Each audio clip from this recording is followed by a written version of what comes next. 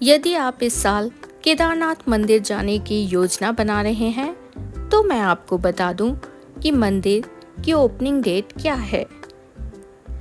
मेरा नाम है पूनम और आज मैं आपको केदारनाथ मंदिर के खुलने की तिथि की जानकारी दूंगी, तो बने रहिएगा वीडियो में। यदि आप चार धाम यात्रा या यहाँ तक कि केदारनाथ मंदिर जाने की योजना बना रहे हैं तो आपको मंदिर के खुलने की तारीख जानने की ज़रूरत है। केदारनाथ मंदिर के खुलने की तिथि अक्षय तृतीया पर निर्भर करती है। अक्षय तृतीया या आखा तीज वैशाख महीने में शुक्ल पक्ष की तृतीया को मनाई जाती है। अक्षय तृतीया का दिन बहुत ही शुभ माना जाता है। हर साल इसी दिन के आधार पर केदारनाथ मंदिर के पुजारी केदारनाथ मंदिर के कपाट खुलने की तिथि की घोषणा करते हैं। इस साल 2024 में केदारनाथ मंदिर 10 मई को खुलेगा। इसी दिन से चार धाम यात्रा अगले 6 महीने तक चलेगी। तो चलिए मैं आपको बताती हूँ कि केदारनाथ यात्रा 2024 की योजना कैसे बनाएं।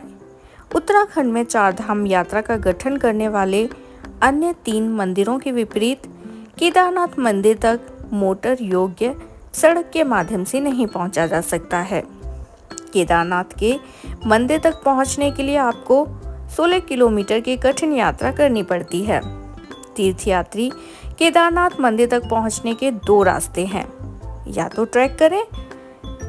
यदि आप सड़क मार्ग से केदारनाथ यात्रा कर रहे हैं तो आप पोनी पालकी भी बुक कर सकते हैं, या फिर फाटा हेलीपैड से हेलीकॉप्टर सेवा का विकल्प भी चुन सकते हैं।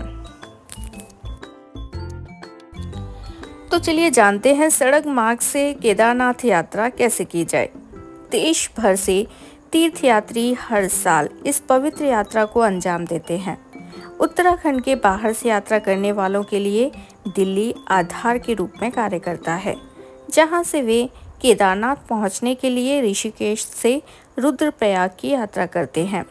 केदारनाथ की यात्रा सही मायने में हरिद्वार या ऋषिकेश से आरंभ होती है। हरिद्वार देश के सभी बड़े और प्रमुख शहरों से रेल द्वारा जुड़ा हुआ है। हरिद्वार तक आप ट्रेन से आ सकते हैं। यहाँ से आगे जाने के लिए आप चाहे तो टैक्सी बुक कर सकते हैं या बस से भी जा सकते हैं। इस तथ्य के बावजूद कि आप अपनी यात्रा कहाँ से शुरू करते हैं, यदि आप केदारनाथ के लिए सड़क मार्ग से यात्रा कर रहे हैं तो ऋषिकेश सामान्य बिंदु होगा। ऋषिकेश से केदारनाथ 230 किलोमीटर की दूरी पर स्थित है। गौरीकुंड अंतिम बिंदु है जो कि सड़क मार्ग से जुड़ा हुआ है। गौरीकुंड से केदारनाथ मंदिर की ट्रैक दूरी करीब 16 किलोमीटर की है। गौरीकुंड पहुंचने के लिए आप देहरादून या हरिद्वार ऋषिकेश से बसों का विकल्प भी चुन सकते हैं। राज्य परिवहन की बहुत सारी बसें और साथ ही निजी तौर पर डीलक्स और वोल्वो बसें इन गंतव्यों के बीच चलती हैं। गौरीकुंड पहुंचने के लिए आप कैब टैक्सी किराए पर भी ले सकते हैं।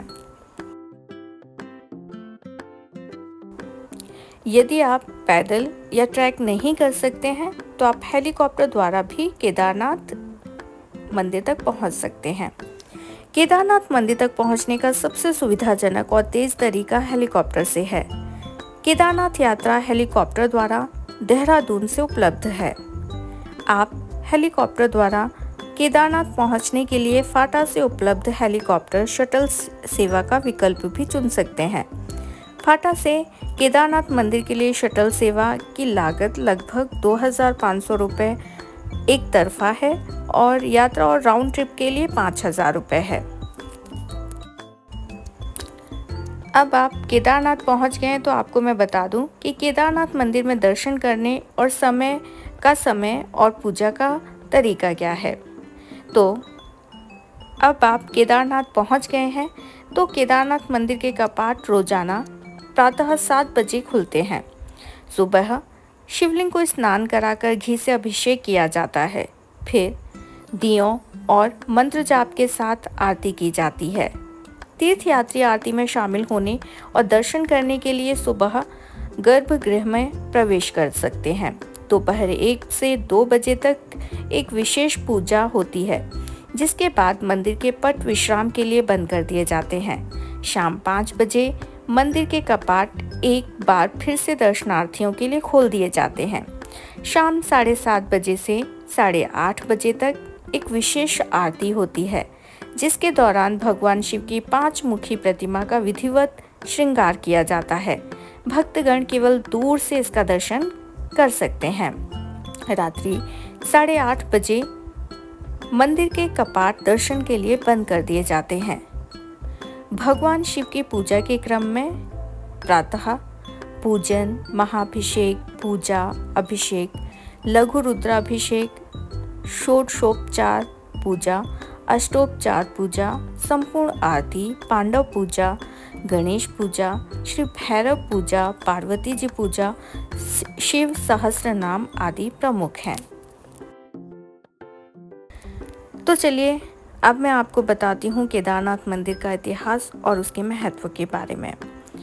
केदारनाथ मंदिर कैसे अस्तित्व में आया, इसके बारे में कई कहानियां हैं। इस मंदिर की नींव का सबसे पुराना उल्लेख नर और नारायण की तपस्या से संबंधित है। हिमालय के केदार श्रृंग पर भगवान विष्णु के अवतार महातपस्वी नर और नारायण ऋषि तपस्या करते थे। उनकी तपस्या से प्रसन्न होकर भगवान शिव ने उनकी इच्छा पूरी करने के लिए ज्योतिर्लिंग के रूप में यहाँ सदैव के लिए निवास करने का वर प्रदान किया। स्कंद पुराण के केदार खंड प्रथम भाग 40वां अध्याय के अनुसार युधिष्ठिर आदि पांडव गण ने गोत्र हत्या तथा गुरु हत्या के पाप से छूटने का उपाय श्री व्यास जी से पूछा। व्यास जी कहने लगे कि शास्त्र में इन पापों का प्रायश्चित नहीं है। बिना केदार खंड के जाए यह पाप नहीं छूट सकते। तुम लोग वहां जाओ, निवास करने से सब पाप नष्ट हो जाते हैं तथा वहां मृत्यु होने से मनुष्य शिव रूप हो जाता है। यही महापथ है। शास्त्रों के अनुसार यह माना जाता है कि कुरुक्षेत्र के महान युद्ध के बाद, जिसे महाभारत भी कहा जाता है, पांडव ने भगवान शिव से अपने परिजनों की हत्या के पाप के लिए क्षमा मांगी। बनारस में भगवान शिव नहीं मिलने के बाद पांडवों ने सर्वशक्तिमान की तलाश में हिमालय की यात्रा की, लेकिन भगवान क्रोधित थे और पांडवों को उनके परिजनों की हत्या के पाप के लिए माफ नहीं करना चाहते थे। इसलिए उन्होंने पांडव भाइयों से छिपने के लिए काशी छोड़ एक बैल का रूप धारण किया और गढ़वाल क्षेत्र में घूमते रहे। अंततः जब पांडवों ने उन्हें पहचान लिया तो उन्होंने धरती में गोता लगाया, लेकिन किसी तरह भीम ने उनका कुबड़ पकड़ लिया। बैल के अन्य अंग अन्य स्थानों पर दिखाई दिए। केदारनाथ में कुबड़, मध्य महेश्वर में नाभि, तुंगनाथ में भुजाएं, रुद्रनाथ में मुख और कल्पेश्वर में बाल, इन स्थानों को मिलाकर पंच केदार कहा जाता है। ऐसा माना जाता है कि मूल केदारनाथ मंदिर पांडवों द्वारा बनवाया गया था, जहां कुबड़ दिखाई दिया था। वर्तमान में केदारनाथ मंदिर आदि शंकराचार्य द्वारा बनवाया गया है, जिन्हें इस प्राचीन मंदिर की महिमा को बहाल करने का श्रेय दिया जाता है। एक था डेरा तेरा चंबेरे चोगाना, एक था डेरा तेरा चंबेरे चोगाना, तुझा लाई दिता कर